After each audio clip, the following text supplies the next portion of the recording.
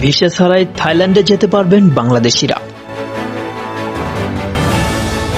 Visa ছাড়াই থাইল্যান্ডে যেতে পারবেন বাংলাদেশের অফিসিয়াল পাসপোর্টধারীরা। এ লক্ষ্যে একটি চুক্তি সমর্থনের প্রস্তাব অনুমোদন দিয়েছে মন্ত্রিসভা। সোমবার 29 জুলাই প্রধানমন্ত্রীর কার্যালয়ে অনুষ্ঠিত মন্ত্রিসভা বৈঠকে এই অনুমোদন দেওয়া হয়। এতে সভাপতিত্ব করেন প্রধানমন্ত্রী শেখ হাসিনা। সভা শেষে বিকেলে সচিবালয় ব্রিফিং এর মন্ত্রী পরিষদ সচিব মোহাম্মদ মাহবুব হোসেন সাংবাদিকদের এ তথ্য জানান।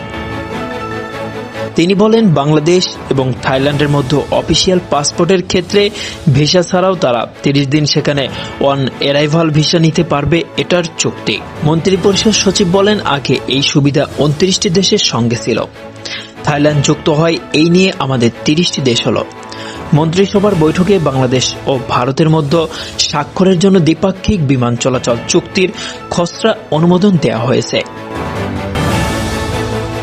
এ বিষয়ে মন্ত্রিপরিষদ সচিব বলেন, ভারতের সঙ্গে আমাদের বিমান চলাচলের একটি দ্বিপাক্ষিক চুক্তি ছিল, সেটি 1978 সালের করা।